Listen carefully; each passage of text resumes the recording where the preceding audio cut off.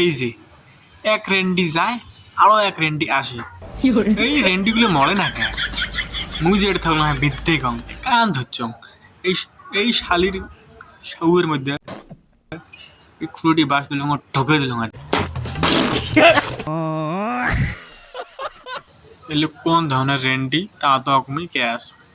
ধরো কোনো জায়গাটা একটা 1 মিলিয়ন ফলোয়ার আছে আইডি আছে, আমার সাথে ভিডিও বানালে গোয়া মারা দেওয়া হয়, এলে চিংড়ি 10 বার 7 বার দিয়ে একবার হলেও ভিডিও বানাই এই ধরনের রেন্ডি এলে কথা বাদ দেম আগে, তুই রেন্ডি সবাই জানে